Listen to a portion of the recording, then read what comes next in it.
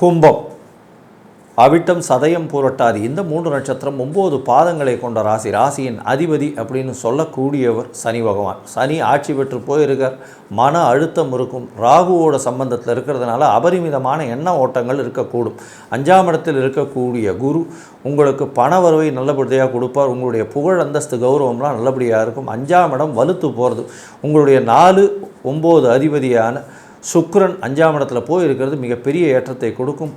அதாவது post graduation படிக்கணும்னு நினைக்கிற மாணவர்களுக்கெல்லாம் நல்ல ஒரு ஏற்றம் கிடைக்கும். தாயின் உடல்நிலையில் நல்ல ஒரு ஏற்றம், சீரான முன்னேற்றம் இருக்கக்கூடிய வாய்ப்பு. தந்தையின் உடல்நிலையிலும் சீரான முன்னேற்றம் இருக்கக்கூடிய வாய்ப்பு நிச்சயமாக இருக்கும். பார்ட்னர்ஷிப் தொழிலில் கொஞ்சம் பொறுமையாக இருக்கிறது நல்லது. அதீதமான முதலீடுகள் போட வேண்டாம்னு சொல்கிறோம். அதை தவிர ரியல் எஸ்டேட் மாதிரி பண்ணுறவாளுக்கெல்லாம் சற்று பின்னடைவு இருக்கக்கூடிய வாய்ப்பு உண்டு. இரும்பு சம்பந்தமான வியாபாரங்கள் நிச்சயமான ஏற்றத்தை கொடுக்கும்.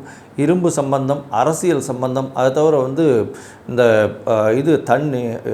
இது ஓஷனோகிராஃபி, அந்த மாதிரி மைனிங், இந்த மாதிரியான இதில் இருக்கிறவங்களுக்கு நல்ல ஒரு ஏற்றம் இருக்கக்கூடிய காலகட்டம்.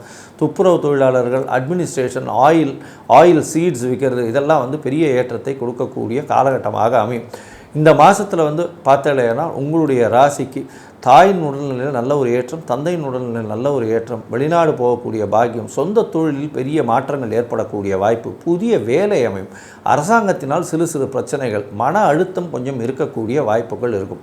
இந்த மாதத்தில் உங்களுக்கு வரக்கூடிய சந்திராஷ்டம நாள் அப்படின்னு பார்த்தேனால் உங்களுக்கு 29/7/2025 31/7/2025 வரலும் உண்டான நாட்கள்.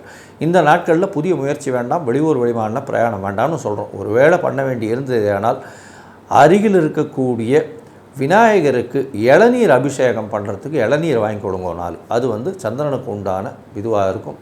நீங்கள் கால பைரவரை வணங்குறதும் பிரத்யங்கரா தேவியை வணங்குறதும் இந்த மாதத்தில் உங்களுக்கு ஒரு பெரிய ஏற்றத்தையும் மாற்றத்தையும் நிச்சயமாக கொடுக்கும்.